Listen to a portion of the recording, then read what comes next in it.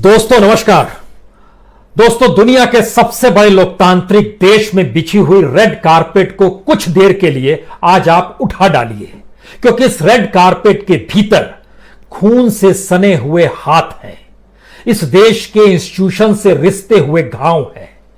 इस दौर के भीतर में इस देश में जितने भी अपराध हुए हैं और खास तौर से महिलाओं को लेकर, उन अपराधों का कच्चा चिट्ठा है जिसे सुनने के बाद हो सकता है आपका कलेजा आपकी हाथों में आ जाए और आपके भीतर यह बेचैनी होने लगे कि यह स्थिति अगर दुनिया के सबसे बड़े लोकतांत्रिक देश के भीतर में है तो फिर यहां कानून के राज का कोई मतलब नहीं है। यहां पर संविधान की व्याख्या का कोई मतलब नहीं है। यहां पर इंस्टीट्यूशंस अगर इस देश की लोकतांत्रिक व्यवस्था को जीवित रखने के लिए बनाए गए हैं तो उनकी भी कोई जरूरत नहीं है। यह एक ऐसी परिस्थितियां हैं जिस पे आज हम चाहते हैं आप नंगे पांव चले और उसकी चुभन को महसूस कर सके, क्योंकि 7 बरस पहले महिलाओं को लेकर इस देश में एक नारा दिया गया था और उस नारे को इस देश में 5000 जगहों पर चस्पा किया गया और यह सोचकर चस्पा किया गया कि हर कॉन्स्टिट्यूएंसी में यह नारा पहुंचना चाहिए। कम से कम 4 या 5 बोर्ड इस नारे के साथ इस देश की हर कॉन्स्टिट्यूएंसी में लगाए गए। 5000 प्ले कार्ड बड़े बड़े बनाए गए। दिल्ली जैसी जगहों में 25 जगहों पर इस नारे को लिखा गया। उस नारे में बहुत कम शब्द थे लेकिन बड़ा असरकारक था। वो बहुत हुआ महिलाओं पर वार, अब की बार मोदी सरकार। इस नारे को लिखने के पीछे कौन सा दिमाग था और इसको लगाने के ऊपर कितना बजट आया, आज उसके जिक्र करने की जरूरत नहीं है, क्योंकि 7 साल पहले महिलाओं पर वार का जिक्र इसलिए हो रहा था क्योंकि 2012 दिसंबर के महीने में दिल्ली जैसी जगह में एक निर्भया कांड हुआ था और इस देश का युवा अपने आप ही स्वतः स्फूर्त ही उस रायसीना हिल्स पर चढ़ाई कर बैठा था और खुद ब खुद आकर उसने इस देश की राजनीतिक सत्ता को चेता दिया था कि खबरदार, आगे से ऐसी घटना हुई तो बख्शा नहीं जाएगा। रायसीना हिल्स यानी सत्ता का वो गलियारा जहां पे आम आदमी की पहुंच नहीं हो पाती है। लेकिन यह सफर में 7 बरस के भीतर में आज जब हम आपके साथ बैठे हैं तो ध्यान से सुनिएगा एक एक चीज और उसको महसूस करने की कोशिश कीजिएगा।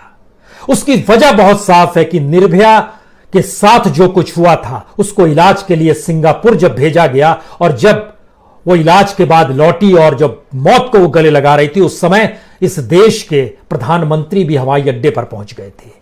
उस लड़की का हाल जानने के लिए कांग्रेस के अध्यक्ष उस समय सोनिया गांधी थी, वह भी अस्पताल गई है। इस देश के युवाओं के भीतर का गुस्सा जंतर मंतर पे नहीं रुका था। वाकई पूरे रायसीना हिल्स पे युवा पटे पड़े थे। लेकिन 7 बरस के बाद जब हम हाथरस कांड का आपसे जिक्र कर रहे हैं तो इस बीच की स्थितियों को आज हम चाहते हैं, इसकी धड़कनों को आप महसूस कर सके और सोचने की कोशिश कीजिएगा, क्या वाकई पुलिस कोई काम करती है इस देश के भीतर में जो उसे करना चाहिए? न्यायपालिका के भीतर में क्या वाकई कोई न्याय हो पा रहा है? इस देश में आम शख्स के साथ अगर कुछ घटित हो जाए तो वो न्याय की गुहार कहां लगाएगा? अपने आप एफआईआर दर्ज करने किस थाने पहुंचेगा और वहां पहुंचने के बाद वो कौन सी प्रक्रिया को जीता है, यह भी बताएंगे। आज जिक्र इसका करने की जरूरत नहीं है कि राहुल गांधी दिल्ली से निकले और वो चाहते थे पैदल ही हाथरस तक पहुंच जाएं और उनको वहां भी जाने नहीं दिया गया, उस सड़क पर जिस सड़क पर आम लोगों की आवाजाही सबसे कम होती है। सवाल यह नहीं है कि तानाशाही की स्थिति इस देश की सरकारों की रगों में दौड़ रही है। सवाल यह है कि अगर सत्ता नहीं रहेगी तो उसके बाद की स्थितियों को अब मौजूदा सत्ता देख के डर जाती है कि उसके साथ क्या कुछ ना हो जाए। यह एक ऐसी परिस्थिति है जिसके लिए वो सारे लोकतांत्रिक पहलुओं को तार तार करेगी। राहुल गांधी को धक्का दिया गया, वो नीचे गिर गए, कांग्रेसी कर्ताओं को मारा गया। यह एक छोटी सी बात है, लाठीचार्ज कर दिया गया, छोटी सी बात है। स्थिति तो अगर कांग्रेस के भीतर एक पॉलिटिकल पार्टी के तौर पर होती अगर, तो फिर इस देश के हर राज्य से कांग्रेसी कार्यकर्ता आज निकल गया होता, लेकिन वो नहीं निकला है क्योंकि हर चीज केंद्रित होती चली जा रही है और तमाशा घर में बैठकर टेलीविजन स्क्रीन पर देखने के हम और आप आदी हो गए हैं। शायद इसीलिए हमें आज कोशिश की है कि हम बता पाए आपको कि निर्भया कांड से लेकर हाथरस कांड तक का सफर कितना त्रासदीदायक है। उसमें कितना पस भरा हुआ है, उसका मवाद जो है आपकी शिराओं में दौड़ रहा है, लेकिन आपके भीतर कोई बेचैनी नहीं आती है।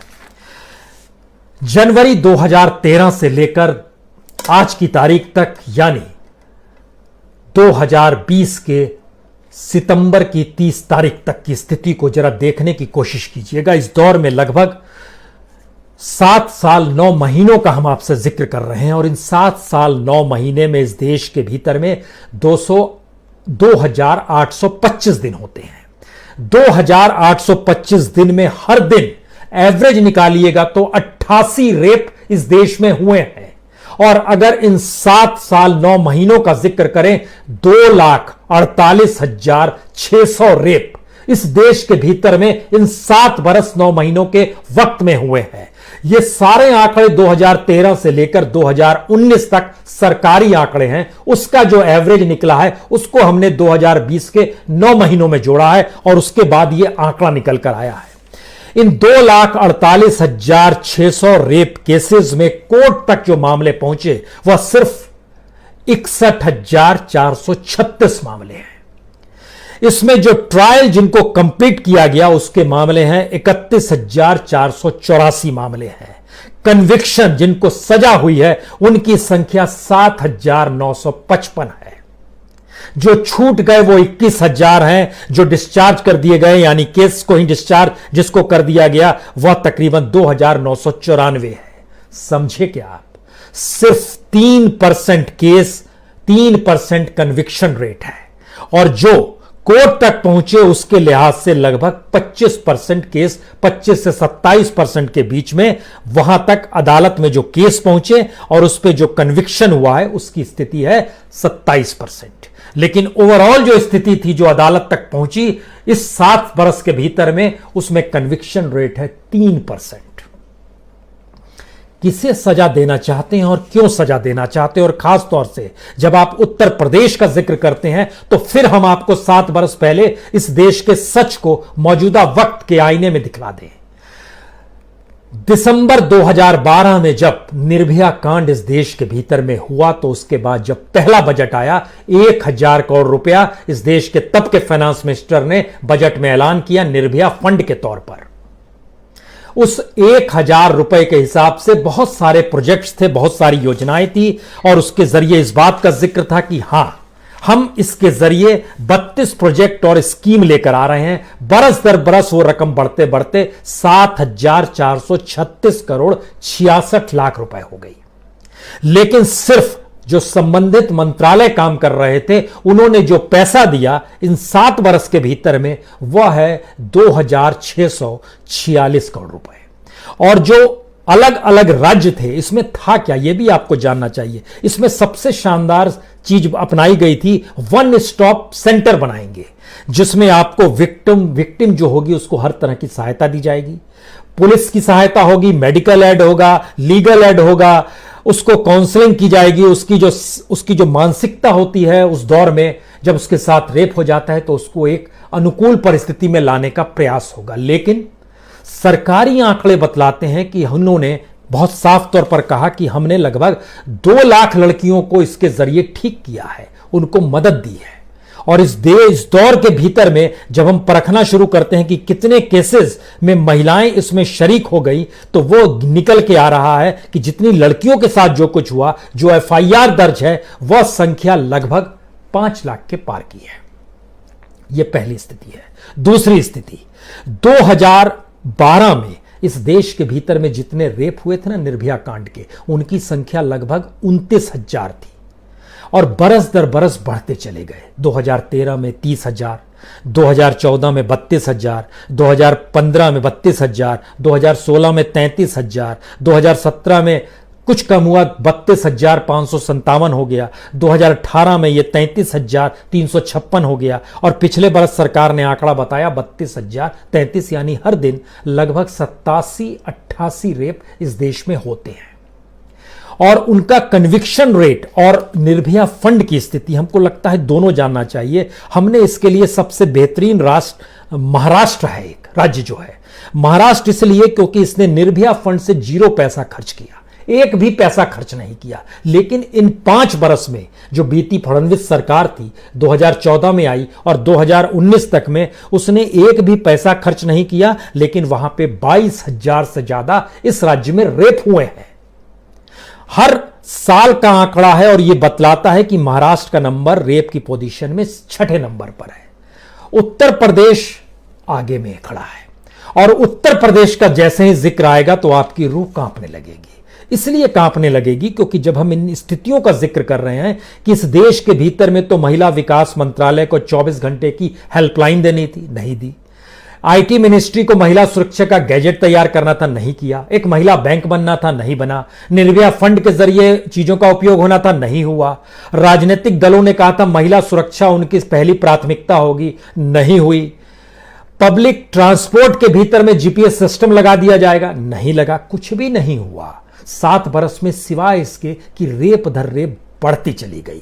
और यह स्थिति जब राजनीति के साथ मिश्रित हो जाती है तो वो कितनी खतरनाक होती है, इसके लिए आपको उत्तर प्रदेश का आज एक एसिड टेस्ट करना पड़ेगा। क्योंकि उत्तर प्रदेश की स्थिति इसलिए नाजुक है क्योंकि बरस दर बरस उत्तर प्रदेश में प्रयोग हुए हैं। खास तौर से मौजूदा सरकार जो वहां की है, योगी सरकार, जब 2017 में आई तो याद कीजिए क्या गूंज रहा था पूरे देश में। इनकाउंटर गूंज रहा था। 23 इनकाउंटर थे, 50 से ज्यादा लोग मारे गए थे और उनके केसेस में कहीं कोई गवाह नहीं मिलता था, कोई सबूत नहीं मिलता था। अदालत में मामला पहुंचा, एक भी मामला अदालत में इस रूप में सामने नहीं आ पाया, आज तक नहीं आ पाया कि दरअसल हो क्या रहा था उस पीरियड में। 2018 में वहां पर जातीय युद्ध देखा गया जिसमें पॉलिटिकल कॉन्शियस यह था कि हमको किसी तरीके से राजपूतों का नेता बनना है। ब्राह्मण वर्सेस राजपूत 2018 में उत्तर प्रदेश में दिया गया, पैट्रोनाइज कर लिया गया राजपूतों को, क्योंकि वहां के मुख्यमंत्री खुद को राजपूतों के तौर पर स्थापित कर रहे थे। इससे पहले राजनाथ सिंह अपने आप को स्थापित किए हुए थे, तो उन्हें दरकिनार किया जा रहा था और धीरे धीरे योगी यानी बिष्ट जो हैं वो अपने आप को स्थापित कर रहे थे। स्थापित उन्होंने खुद को कर लिया। 2019 में दलितों के खिलाफ जो केसेस और उत्पीड़न है वो सबसे ज्यादा उत्तर प्रदेश में होते चले गए और एनसीआरबी का डाटा यह बतलाता है कि किस तरीके से उसकी संख्या बढ़ती चली गई। 2020 में यह बहुत साफ था कि अब धीरे धीरे चुनाव नजदीक आ रहा है, ऊंची जातियों को अपने साथ करो। और उसी के अक्स में यह सवाल उठा कि हाथरस में जो कुछ हुआ और टेलीविजन स्क्रीन पे यह गूंज रहा है, अखबारों में यह बात आ रही है, इस बात का जिक्र बहुत तेजी से हो रहा है कि क्या वाकई अगर ऊंची जाति की कोई लड़की होती तो इस तरीके से वहां की सरकार पेश आती, जिसमें रात के अंधेरे में सुबह के 3 बजे या रात के 3 बजे उसके शव को वहां पर इस तरीके से जला दिया गया जैसे कोई कूड़ा जलाया जा रहा है। परिवार को लड़की सौंपी नहीं गई। अजीबोगरीब स्थिति है। पुलिस वालों को जिस रूप में आदेश होता है उन्हें वो काम क्यों करना पड़ता है? ब्यूरोक्रेट्स को जो आदेश होते हैं उन्हें वो काम क्यों करना पड़ता है? यहां तक कि न्यायालयों को भी जो आदेश होते हैं क्या उनको भी वही काम करना पड़ता है? ये सारे सवाल हैं। ये सवाल इसलिए महत्वपूर्ण है क्योंकि राजनीतिक सत्ता ने अपनी मुट्ठी के भीतर में सारी चीजें समेट ली है और इस बात का मैसेज अब वो खुले तौर पर देने लगी है। यानी आंखों में अब शर्म नहीं है, नैतिकता की जरूरत नहीं है। तब मनमोहन सिंह के उस दौर में चले गए वो हवाई अड्डे पर निर्भया को देखने के लिए या फिर अस्पताल में चली गई कांग्रेस नेता। इस दौर में कोई शर्म नहीं है। ये राजनीतिक बहुत साफगोई के साथ होगी, दिन के उजाले में होगी। हम जिसके साथ खड़े हैं उसी के साथ खड़े हैं। कानून का कोई मतलब नहीं है, न्याय प्रक्रिया का कोई मतलब नहीं है, जांच प्रक्रिया का कोई मतलब नहीं है, क्योंकि जांच प्रक्रिया दर प्रक्रिया किस रूप में होती रही है यह भी किसी से छुपा हुआ नहीं है। तो जब कुछ भी छुपा नहीं है तो सब कुछ साफ है और बरस दर बरस राजनीतिक प्रयोग कैसे करने हैं यह भी साफ है। और दिल्ली में बैठी हुई राजनीतिक सत्ता यानी प्रधान सेवक नरेंद्र मोदी चाहकर भी योगी को नहीं हटा सकते हैं, क्योंकि उत्तर प्रदेश वह लूज करना नहीं चाहेंगे, क्योंकि शायद जनता को 2 दृष्टि से उलझाया जाता है। एक अपने औरे के जरिए, अपने प्रचार के जरिए और एक खुशनुमा माहौल देकर, मीडिया को अपने हाथों में कर, दूसरा जातीय बंधन में ढकेलकर और तीसरा धर्म की राजनीति और सियासत के जरिए लोगों को बांटकर। ये सारी परिस्थितियां बाखूबी चलती हैं और शायद अगर चाहते भी कि योगी को हटा दिया जाए तो भी नहीं हटा सकते हैं। तब यह लगेगा कि शायद चुनाव ना हार जाए। यह एक 2024 की दृष्टि भी है और 2022 की दृष्टि भी है।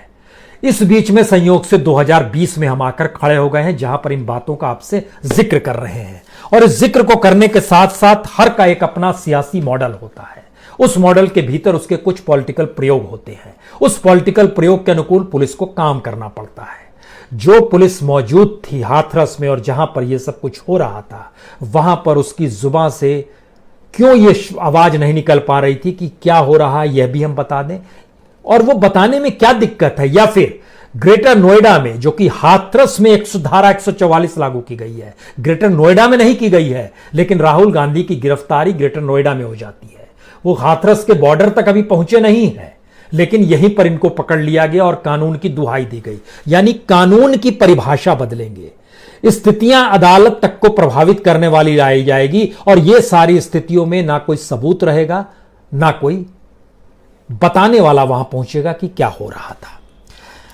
सवाल यह है कि इस देश के भीतर में कितनी बड़ी तादाद में उत्तर प्रदेश की जनसंख्या है। उत्तर प्रदेश दरअसल दुनिया के ऐसी स्थिति में आता है, अगर इसको उत्तर प्रदेश को एक देश मान लीजिए, तो आपको जानकर हैरत होगी कि उत्तर प्रदेश अगर 23 करोड़ जनसंख्या को लिए हुए राज्य है, अगर उसको आप एक देश में तब्दील कर दें तो फिर उसका दुनिया में नंबर 5वां होगा।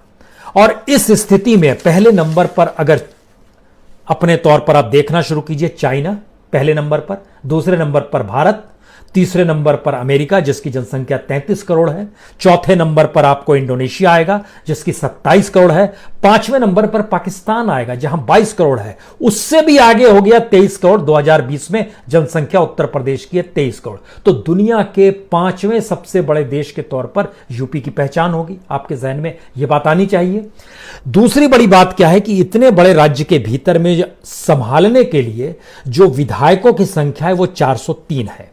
हर विधायक के हिस्से में लगभग 3 लाख से ज्यादा लोग आते हैं। कॉन्स्टिट्यूएंसी वाइज अगर देखिएगा, इस देश में हर सांसद के हिस्से में 5 लाख से ज्यादा लोग आते हैं जो उसे संभालना है। यह दुनिया में सबसे ज्यादा, इतनी संख्या कहीं नहीं है जो उनके हिस्से में आती है। लेकिन उन्हीं के जरिए हमको इस देश को चलाना है, राजनीतिक सत्ता यही कहती है। और इसीलिए उनके एक इशारे पर कोई भी इंस्टीट्यूशन हो, पुलिस महकमा हो, अदालतें हो, सीबीआई हो, कोई भी महकमा हो, यहां तक कि अब तो चुनाव आयोग भी उस दृष्टि से शामिल हो गया है, सबको उसको बनाए रखने के लिए ही काम करना पड़ता है।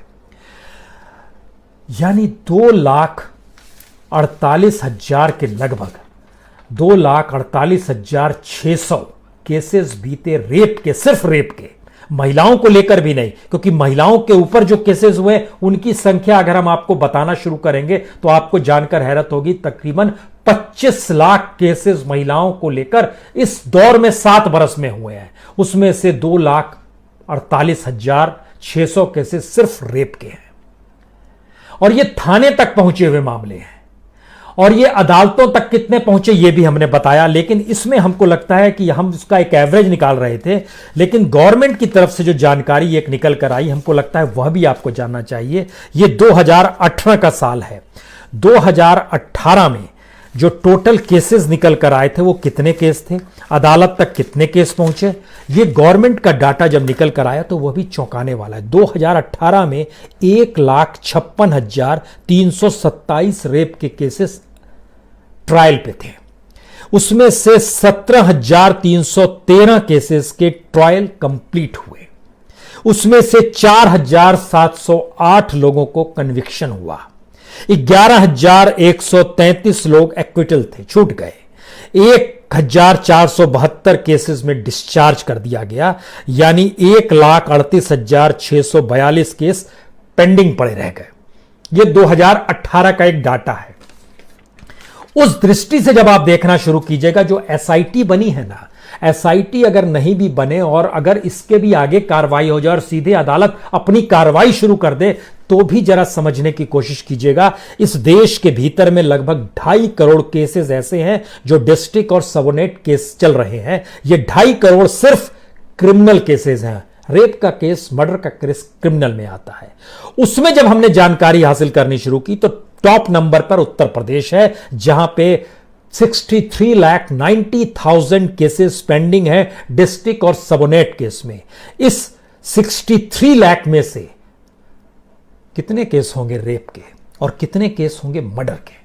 आपको जान के हैरत होगी कि लगभग 15 लाख केसेस हैं जो रेप और मर्डर से जुड़े हुए हैं, जो कि उत्तर प्रदेश के डिस्ट्रिक्ट और सबऑर्डिनेट केसेस में चल रहे हैं। कुछ केस हाईकोर्ट तक भी पहुंचते हैं, लेकिन संयोग से हाईकोर्ट केस में पहला नंबर इलाहाबाद हाईकोर्ट का ही आता है, जहां क्रिमिनल 3.5 लाख केसेस, सिर्फ क्रिमिनल केसेस, सिविल केसेस नहीं, सिर्फ क्रिमिनल के 3.5 लाख केसेस वहां पर अटके हुए हैं। इस 3.5 लाख केसेस में से 45,000 केस सीधे सीधे रेप के हैं और मर्डर के लगभग 35,000 केसेस हैं। अब आप क्या करेंगे? हम किस स्थिति में चलते चले जा रहे हैं और इस देश को कैसा बना रहे हैं, अब इसके दूसरे हिस्से को जरा समझ लीजिए। यह और भयानक सच है। इस देश के भीतर में रोजगार पहले भी नहीं था, मुश्किल हालात में हर कोई था, अनऑर्गेनाइज सेक्टर में हर कोई था, लेकिन इस दौर की मुश्किल ये धीरे धीरे बीते 6-7 वर्ष का जो नारा लग रहा था ना, बहुत हुआ महिलाओं पर वार, अब की बार मोदी सरकार, और महिलाओं की सुरक्षा और उम्मीद जगाने के लिए यूपी सरकार ने भी अपने तौर पर पोस्टर चस्पा किए थे। लेकिन उसके भीतर का सच यह है कि जितने भी युवा हैं, जातियों के लिहाज से वो पॉलिटिकल पार्टी से जुड़ गए हैं। पंचायत स्तर पे, गांव स्तर पे, जिला स्तर पर, राज्य स्तर पर, देश के स्तर पर सभी जुड़ गए हैं और इनकी तादाद सिर्फ उत्तर प्रदेश में लगभग 3.5 करोड़ है। यानी जितनी संख्या बेरोजगार युवाओं की है, उतनी ही संख्या पॉलिटिकल पार्टी से जुड़े हुए ऐसे युवाओं की है जिनके पास कोई डिग्री नहीं है, और इनको वरदस्त उस इलाके के नेता का होता है जिसके मातहत वीडियो भी आ जाता है और डीएम भी आ जाता है। वो उस दबाव की राजनीति में आ ही जाता है, वो कुछ कर नहीं पाता है। पुलिस भी बेबस है, अधिकारी भी बेबस है, नौकरशाह भी बेबस है, या उसकी जरूरत इतनी भर है कि इन पॉलिटिकल पार्टीज के नेताओं के साथ मिल जाए तो ही वो बच पाएगा, नहीं तो वह भी या तो कैरियर वाइज खत्म हो जाएगा या फिर उसके लिए मुश्किल हालात हो जाएंगे। लेकिन कार्रवाई करेगा कौन और बात निकलेगी कैसे? क्योंककि जब ये आंकड़ों को देखते हैं तो डर इसलिए भी लगता है कि ये देश दुनिया के सामने इसकी पहचान क्या होगी। और जब हम साल दर साल का उत्तर प्रदेश में जिक्र कर रहे थे, 2017 में जब इनकाउंटर का जिक्र कर रहे थे, अदालत कह रही थी चश्मदीद तो नदारत है, गवाह तो गायब, हम क्या करें। जब ब्राह्मण राजपूत का 2018 में हिंसा हो रही थी, ब्राह्मणों को जिस रूप में हाशिए पर ढकेला जा रहा था, राजपूत को जिस तरह से हर जगह पदों पर बैठाया जा रहा था, तमाम थानों में बैठाया जा रहा था, किसी से छुपा हुआ नहीं है। 19 में जब दलितों के खिलाफ बात हुई कि दलित वोट बैंक पर तो बहुतों की नजर है, वो बिखरा हुआ है। और आज जितनी ठंडी प्रेस कॉन्फ्रेंस मायावती जी ने की, उनका खून नहीं खौला, उनके भीतर आक्रोश नहीं था। वो एक दलित की बेटी हैं, लेकिन वह समझती होंगी शायद राजनीतिक मजबूरियां, हो सकता है, लेकिन उनके भीतर आक्रोश तो होगा। मजबूरियां हैं, लेकिन इस मजबूरी और आक्रोश के भीतर जरा समा कर देखना शुरू कीजिए। जो निर्भया कांड के समय रायसीना हिल्स पर आक्रोश था, उस समय जो मीडिया में आक्रोश था, उस समय जो जंतर मंतर पर हो रहा था, उस समय जो देश भर में हो रहा था, कमोवेश उसका एक छोटा सा अक्स हाथरस कांड के वक्त मौजूद है। हमारे आक्रोश में कोई कमी नहीं आई है, लेकिन हमारे पास कोई रास्ता नहीं निकल पा रहा है, कोई समाधान देने की स्थिति में नहीं है। पॉलिटिकल एम्बियंस मजबूत होना चाहिए। राहुल गांधी निकले तो फिर देश के हर हेडक्वार्टर से अलग अलग राज्यों में कांग्रेसियों को निकलना था, उस दिशा में बढ़ना था। 1 को रोका जाता, 2 को रोका जाता, 3 को सब बॉर्डर पे आके रुक जाते, वहीं पर स्थापित हो जाते। कम से कम इस देश की महिलाएं भी तो उसमें धीरे धीरे शामिल होती, और उनके लिए, उनकी उम्मीद के लिए हर घर में महिलाओं की मौजूदगी है। किसी की बेटी, किसी की मां, किसी की बहन, हर कोई इस बात के एहसास को जी रहा है। अधूरा है भारत परिवार के बगैर, और अधूरा है भारत बिना महिलाओं के। इन स्थितियों को समझना होगा, और उसके लिए जब आपको पॉलिटिकल एम्बियंस चाहिए, एक सोशल एम्बियंस चाहिए, तो टेलीविजन पर चिल्लाने से नहीं होता है, जो जिसका जिक्र हम कर रहे हैं। टेलीविजन पे दिखना नहीं दिखना, ये मान लीजिए अब कि वो बिकी हुई चीजें हैं। टेलीविजन सत्ता के लिए ही काम करेगी, लेकिन देश जब हाथरस के बॉर्डर पर आकर खड़ा हो जाएगा कि हम हाथरस के भीतर खुद ही नहीं जाएंगे, जब धारा 144 हट जाए, लेकिन वहां पहुंचने दीजिए। चलिए, वहां नहीं पहुंचने देगा तो उत्तर प्रदेश के बॉर्डर पर चारों तरफ से जितने राज्य हैं वहां पर आकर सिमट जाएंगे। चलिए, उससे सटा हुआ मध्य प्रदेश है, मध्य प्रदेश भी इस बात का जिक्र कर देगा, हम भी आपको नहीं आने देंगे, तो उसके बॉर्डर पे खड़े हो जाएंगे। महाराष्ट्र से जो लोग निकलेंगे वहां आकर खड़े हो जाएंगे, पंजाब से जो लोग निकलेंगे उत्तर प्रदेश के बॉर्डर पर आकर खड़े हो जाएंगे, दिल्ली से लोग निकलेंगे यूपी बॉर्डर पर खड़े होकर इस देश में कम से कम एकजुटता के साथ इस एहसास को तो करना होगा, यह डेमोक्रेटिक कंट्री है, रेप कंट्री नहीं है। इतनी बड़ी तादाद में इस देश में लगभग 47 देश ऐसे हैं जहां की जनसंख्या 2.5 लाख से कम है, यानी 47 देश ऐसे हैं कि 2.5 लाख से कम जनसंख्या में है और 2.5 लाख के लगभग रेप हो जाते हैं इन 7 वर्षों के भीतर में, और हम उफ नहीं कर पाते हैं। और उफ भी करते हैं तो ये सोचकर करते हैं कि आज हाथरस है, कल बलरामपुर है, परसों मेरठ होगा, तरसों बयां होगा, यानी ये राज्य नहीं वो राज्य नहीं, ये राज्य नहीं वो राज्य नहीं, ये घटना नहीं वो घटना नहीं, इससे विभत्स वो घटना है। हम एक ऐसी मानसिकता में आ गए हैं, तो इसका मतलब है ये देश बीमार है। इसका मतलब है इस देश को एक इलाज की जरूरत है। इसका देश का मतलब लुटियंस की दिल्ली से मतलब नहीं है, जहां पर शानदार घास है, शानदार हवा है, जहां पर अलग अलग पशु पक्षियों के चहकने की आवाज है, जहां पर तमाम तरह की उपभोग की वस्तुएं हैं मौजूद, जहां सुविधाओं का अवंडर है, वहां बैठकर मोबाइल पर ट्वीट करके इस एहसास को जी लेना कि हमने अपना काम कर लिया, तो फिर मान लीजिए ये देश लुटियंस की दिल्ली के अनुसार नहीं है, उसके एक अपने सरोकार है, उसको हटा डालिए, फेंक डालिए उसको। निकल के चीजों को एकजुटता के साथ इस देश को एहसास तो कराना होगा कि हाथों में हाथ हम थामे हुए हैं। सवाल एक नेता का नहीं होता है। जब एक नेता एक पहचान के तौर पर आ जाता है, जेपी इसी तरीके से निकले थे, और एक वादा हर कोई लेगा ही कि कोई हिंसा नहीं होगी। हिंसा करनी है तो राज्य प्रशासन करे, पुलिस करे, उसे जो हिंसा करनी है करे।